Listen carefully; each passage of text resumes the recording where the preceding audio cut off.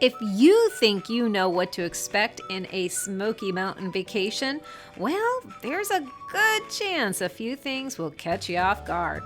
Welcome to Bear Facts, where we explore the Smoky Mountains one bear fact at a time. Welcome to our channel and for joining us today. I'm going to be guessing that if you clicked on our channel, you might be considering a trip to the Smokies. And that also means that you've been watching videos about Pigeon Forge and Gatlinburg, and you've probably seen all these wonderful things, like the mountain views, the fun attractions, great food, and everything looks enjoying and relaxing and easygoing. But now you're starting to wonder, where's the catch? You know, what aren't they showing me in these videos, and what should I know? Because if you're watching this video, you're a planner like me. Well, here's the thing. There are a lot of things that those videos, including ones that I have created myself, that they don't really talk about. Like, for example, the traffic. There is so much traffic in the area. Or the fact that there are dozens and dozens of amazing restaurants and great dining choices that are hard to pick from. I mean, where do you even start with that? And then, of course, there are the arcades, the mountain coasters, and the miniature golf attractions around every single corner. And by the way, I highly suggest you buy some blindfolds for your kids because your budget will not survive a trip without them. That's how many there are. Now, these are all valid concerns and things you definitely should know before visiting, especially the blindfold thing. But there's a lot of things that those videos don't always show you, and these are the little things that might make a difference in your trip. Now, we're not talking about mistakes exactly, just misconceptions. A mistake might be, I don't know, visiting the Smoky Mountains during a holiday weekend or right after Christmas. That is a mistake. Or forgetting to pack a pair of sneakers. Yes, these are all mistakes that I have made and will continue to make all of my life because, well, you can't plan everything. However, we're going to be focusing on slight misconceptions. And like I said, there are many videos out there that focus on what to do, how to plan your trip, when to visit. But there are very few that actually address the misconceptions that people will start having when visiting. And some of the biggest ones are ones you wouldn't expect at all, like the one I'm going to talk about at the end of the video. So today we're going to walk through things that visitors often don't expect when visiting Pigeon Forge or Gatlinburg or the Smoky Mountains, especially for those of you who are coming back and haven't been here in a little while. In fact, if you were just here maybe 6 years ago, you're going to find some of the things that we're going to talk about to be a little surprising. So first thing first, I already mentioned 6 years ago because in that amount of time, things have dramatically changed, not only in what they offer in the Smoky Mountains, but here's the big one we're going to talk about, pricing. Just in the last 6 years, prices have gone sky high. And many of you who are visiting the Smoky Mountains might have heard from older videos that it's a family-friendly, budget-friendly place to visit. Well, misconception number one is it is no longer so budget friendly. These Smoky Mountains have gotten to be pretty expensive. Now, if you've never been to the Smoky Mountains, you probably won't be all that surprised by price hikes because everyone has seen it before. But those of us who had been going for a while have noticed the horrendous changes in prices. And it's a nationwide issue. It's not just in the Smoky Mountains. But there is that misconception that it is now a family-friendly, budget-friendly place to go. And it makes sense. I mean, if you look at the prices of going to it with a family of 4 to Disney, it can cost well over $10,000. It's very expensive. So a lot of families are turning to alternatives, things that look fun and entertaining, but are budget friendly. And that leads us to the next misconception. You don't need to plan for your Pigeon Forge vacation. Many people think, hey, we'll go down there, we'll just do some hiking, we'll do some attractions, we'll go to Dollywood. No planning needed, right? Stop right there, because if you do not make some plans, at least minimal plans, you will blow your budget out of the water. So disillusioning you of the idea that Pigeon Forge is inexpensive and that you don't need to plan will help you save money, a lot of money in the long run. Now, for those of you who've never been to the area, like I said, no shocker there, everything's gotten expensive. However, if you haven't been to the Smoky Mountains in, I don't know, even 5 years, the changes that you're going to see in pricing will shock you. Here's an example. 6 years ago, when we went to Dollywood for the first time, it was $70 per person for the entire day, and a season pass was, I think, $130, right? And there was no restrictions. Now, if you want to get into the park for one day, you're looking at $100 a person. And on top of that, you're also looking at a season pass that if doesn't have like restrictions, then you're going to be spending $250. Now that, if you ask me, is a pretty big difference in price in just 6 years. That's a 30% hike just on one day admission. And that doesn't include the food and other smaller attractions that used to cost a certain amount now have gone up astronomically. And this is why I am trying to disillusion you of the idea that planning is not necessary, because it is. And I'm not just talking about planning your day and your budget, but planning what you bring as well and anticipating problems that you might not have thought of. One of those things that many people don't think about is how sudden the weather can change. Tennessee sees beautiful sunny days, and then the next minute, it's pouring rain. And this happens more often than you'd think, and this is why I'm going to disillusion you of the next misconception. It's always beautiful in the mountains.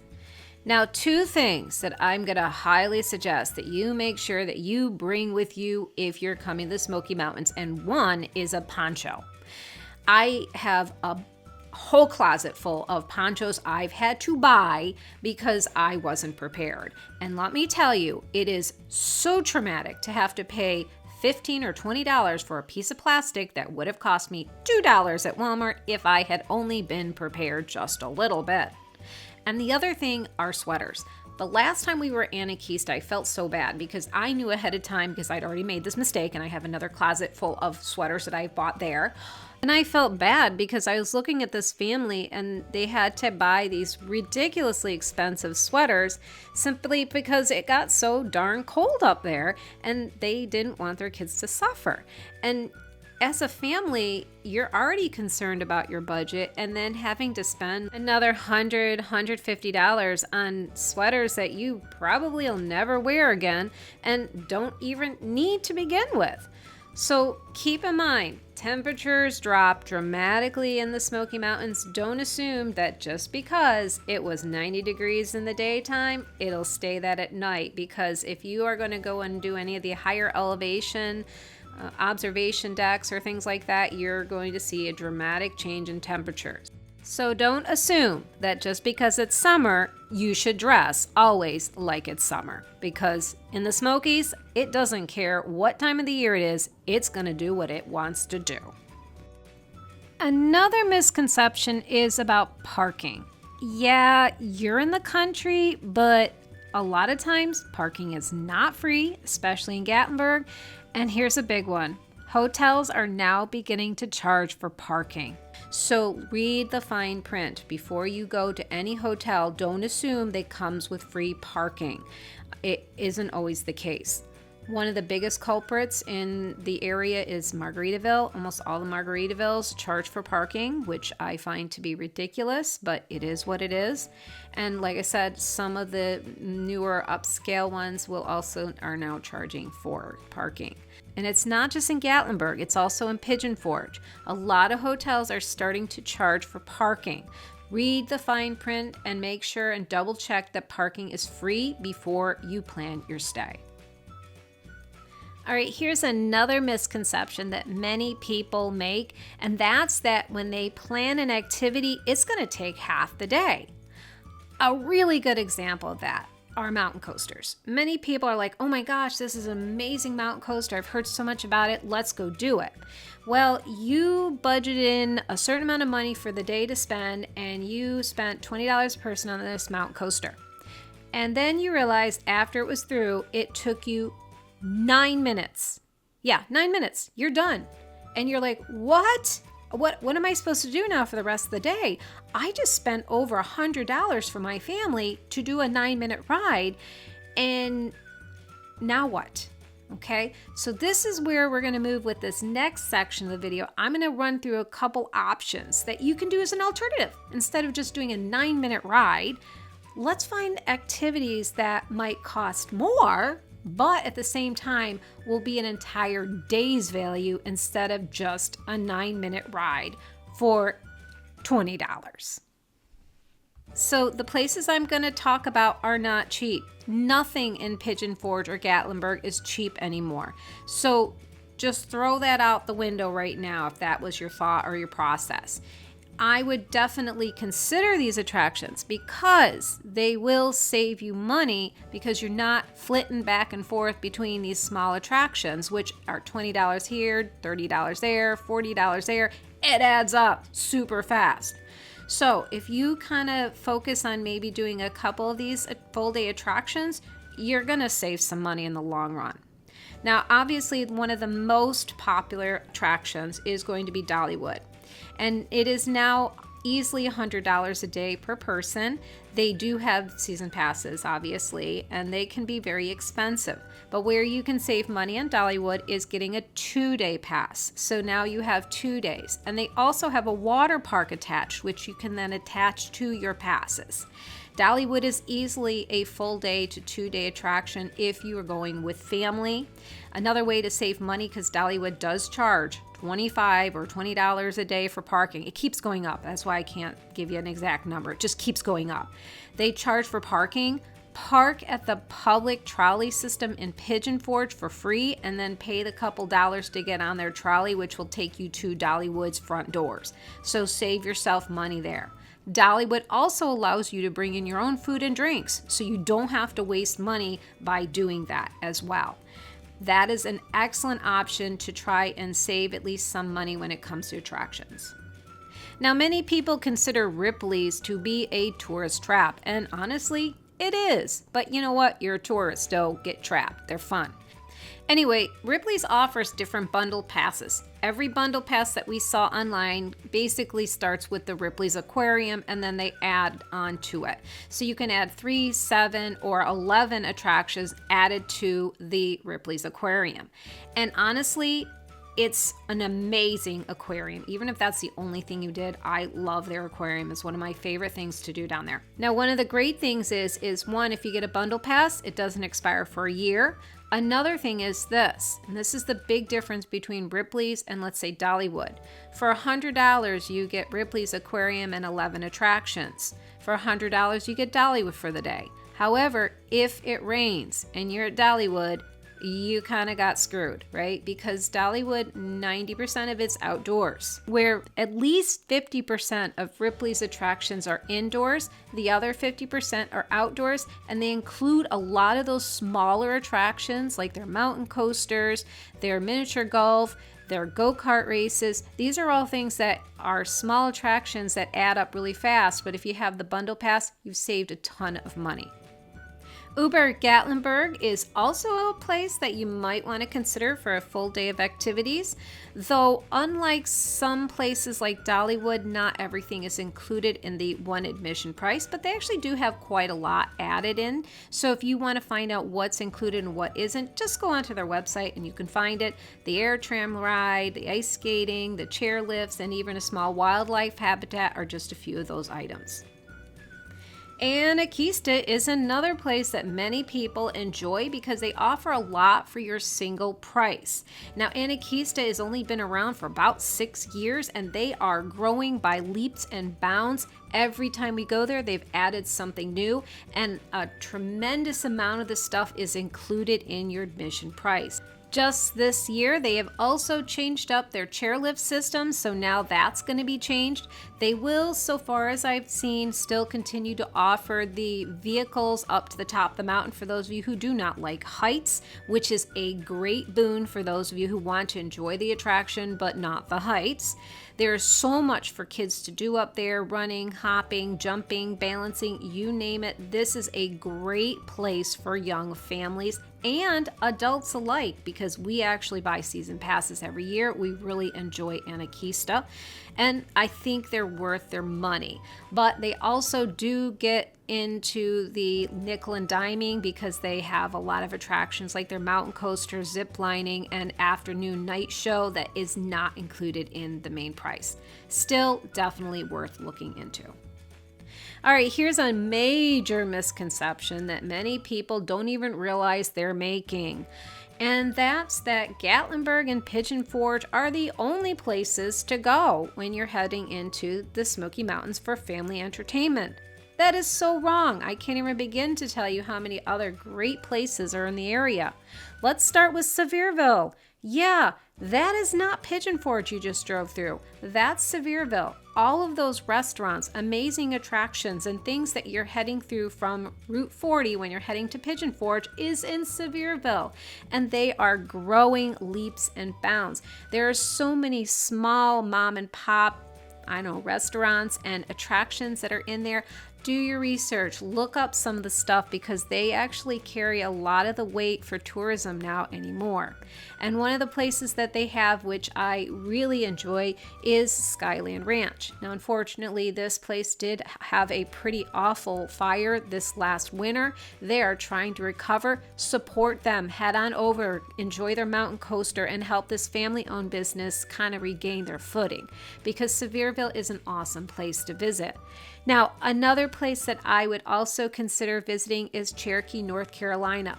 Yes, it's a little bit of a drive, but the drive is half the fun, right?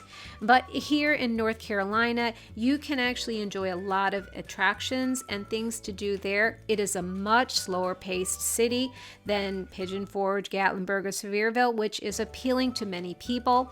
One place that you might want to consider looking into is Santa's Land, which is a family-owned and inexpensive family operation.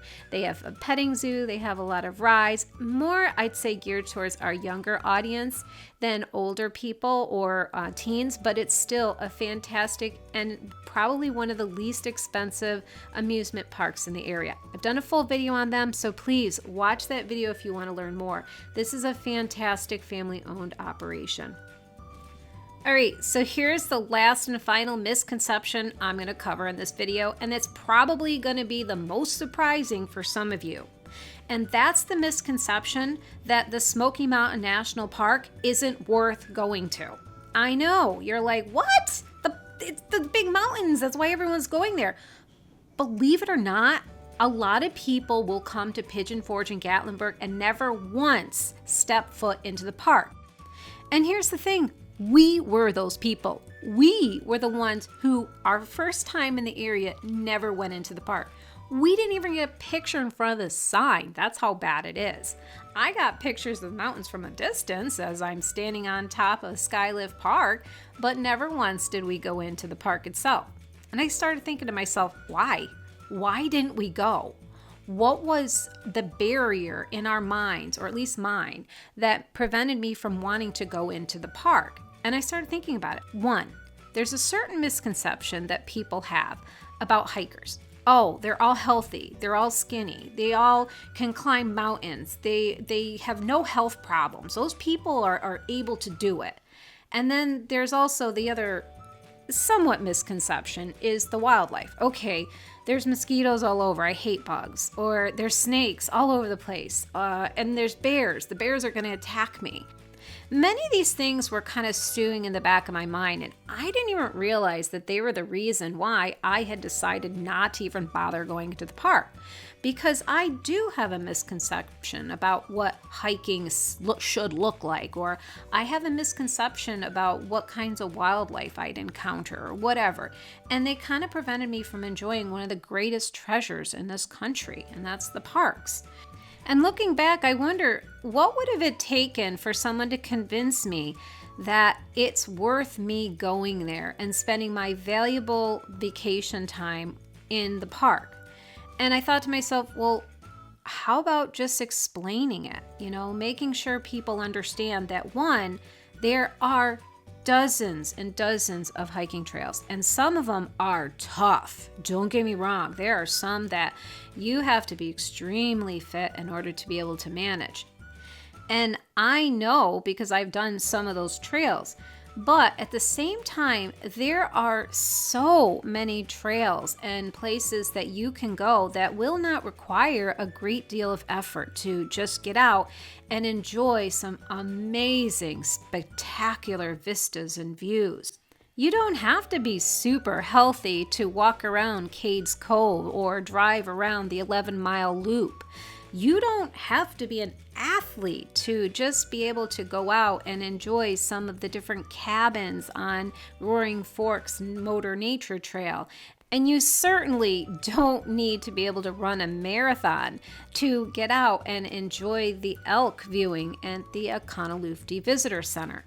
There are many, many things that people can do that do not require an athletic build or physique. Another concern are bugs. And honestly, I hate to say it, but yes, there are some bugs in the park. You're not going to be able to escape them. But you're going to see them more on the areas that have still water than the faster moving waters at the higher elevation. So like the campgrounds, you're going to get some more bugs there as well. Like at Cosby, you're going to see more bugs in that area. But honestly, I very seldom have a problem with bugs when we are at the upper elevations. I'm not sure if anyone else out there has anything to say about bugs, but that's been our experience. Another fear that many have are snakes in the wild. So yes, Tennessee does have at least 2 venomous snakes, copperheads and rattlesnakes. And as long as you're being cautious and careful, the snakes don't want encounters with you and they're going to avoid you. And if you are walking on a trail, you are looking ahead of you, make sure you don't jump over logs and not look. Be aware that many of these historic cabins that you might be wandering around also harbor a lot of snakes that a lot of visitors report seeing. And here's a big one. Make sure that if you're traveling with young children that you educate them about snakes, about their habitats. They like tiny crevices and they like holes, and they're going to be hiding out in the weeds away from you. So if your littles take off and they run into the woods and they start pulling up rocks, yeah, they're the most vulnerable ones and they're going to get bit because they were not aware that this could be a hazard. So as long as you are smart about your hiking, you're very unlikely to encounter any snakes to begin with. And those that you do, you're usually only going to see the tail end of them. All right, finally, here's another one I kind of chuckle at because it is funny, but it does have merit. And that's people's fear of bears. Okay, well, consider this.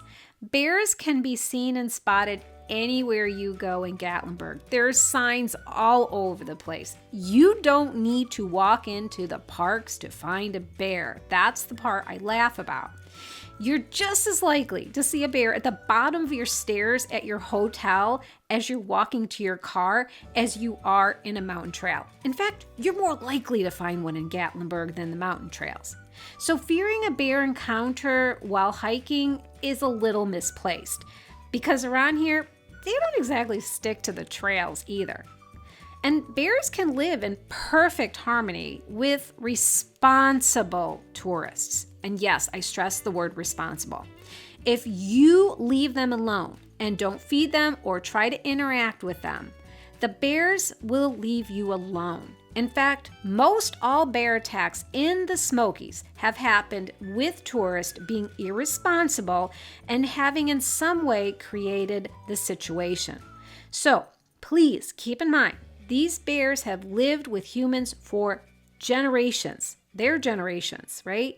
Ever since the park opened, tourists have been flooding the area, and the bears have been growing up with people, right? They have been growing up with people. This has been their life. This is their parents' life, their parents' life. They are used to people, and they know and understand what will and will not work. If people are feeding them, however, they will come to you, and that's when we start having problems. So be a responsible tourist and you will have no fear of bears. Now, I know there is tons of other things that we have misconceptions about when we come to the Smoky Mountain National Parks or the areas and cities around it. And if you can think of anything else that our viewers would appreciate hearing, please let us know in the comments, because even I have misconceptions and I would love to hear from you. I hope this video helps you plan your visit to the Smoky Mountains. You're getting an honest review from our personal experiences, but facts and things change. So please keep us in the loop if you learn anything new and want to share your experience in the comments. Thanks again for visiting us at Bare Facts of the Smoky Mountains. Please click that like button and subscribe to our channel.